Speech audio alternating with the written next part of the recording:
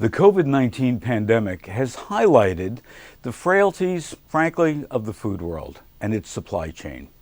For many people, this has been the first time in their lives that they went into their grocery store, their supermarket, and they couldn't buy toilet paper or flour or cow's milk or their favorite brands.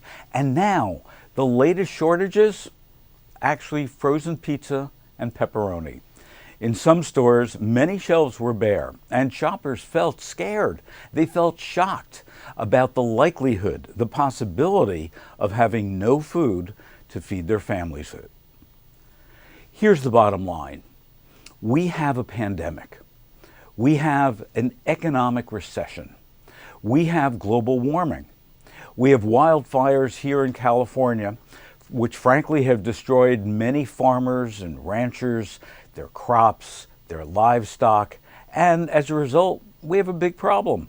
In the face of the uncertainty of just how long this pandemic will last, or if there will be a second wave, as is being predicted right now, and as we see just about daily, it is imperative that the food industry, from farm to fork, prepare strategies for our new future.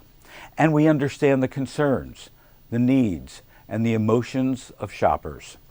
A survey just conducted by Acosta found that if the pandemic does again force public lockdowns, 53% of Americans say they will stockpile groceries. They'll stockpile hygienic products. They'll stockpile school supplies. And that's an increase of 15% of respondents who said that they had stockpiled at the start of the pandemic. We're seeing more people more concerned.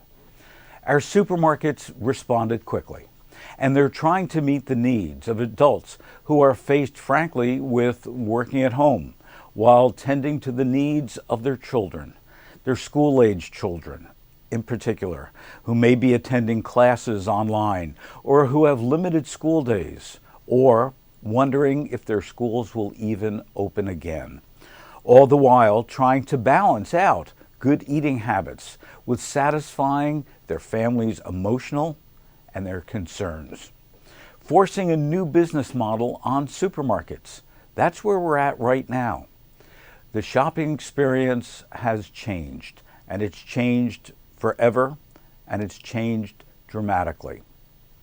According to the Confidence Board Global Consumer Confidence Survey that was conducted in the fourth quarter of 2019, that's pre-COVID-19, 14% of consumers reported that they were worried, very worried about the increasing food prices.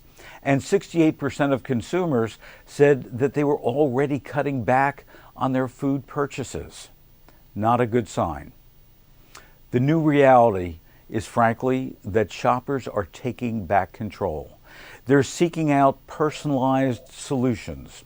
They're seeking out personalized solutions for themselves and their families, as their confidence in the food industry has eroded and will continue to do so the longer that this pandemic lasts, and the longer that the headlines recount stories of farm workers and food processing facilities at vastly reduced levels of production, and the continued reports of high numbers of COVID-19 cases, and, frankly, employees quitting or just not showing up for work for fear that they themselves will become ill.